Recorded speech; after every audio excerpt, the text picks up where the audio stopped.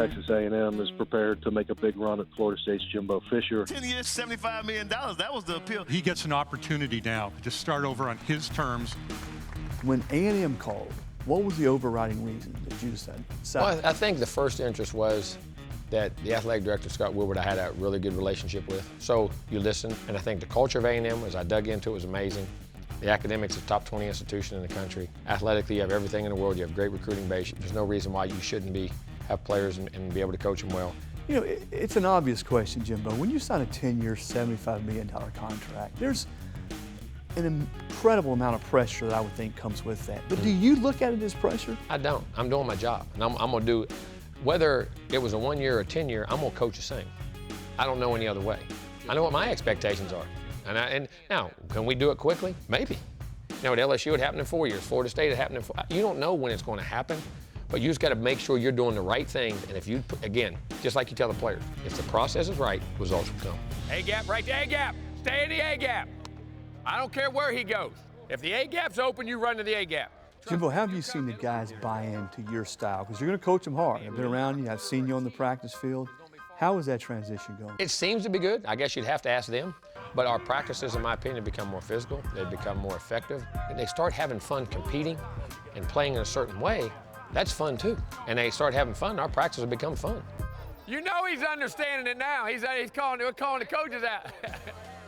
What's been the hardest transition so far? Is it going from the offense they did to your more pro-style approach, or has it been something else off the field? First and foremost challenge is getting the kids to trust and believe in your vision and the things, and getting them to see as one, because I think that's the first part of it. And even saying, okay, I want to win a championship. Okay, people say it. Do you really see it, and do you really believe it? And all the things that it encompasses. And I think educating them in that way of where we're going and what we're trying to do. And whether it's a championship now, but you got to lay that foundation. And that thing can never go away. Alabama is back as the champion of college football for Coach Nick Saban, a career 6 national championship. How about that? You know, Jimbo, most people run away from Nick Saban. You're right back here in the same division with him again, your old buddy. What's it going to take for you guys to get to that point when you're competing with him? Build a program.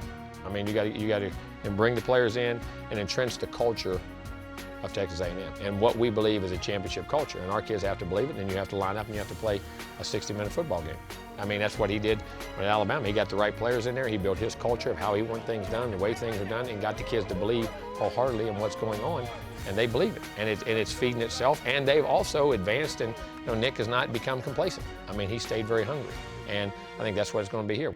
When you take on a new challenge like this, does it re-energize you, even though someone like you who's been in coaching as long as you have? I think it does. I think it truly makes you, as you get to other places, reevaluate everything.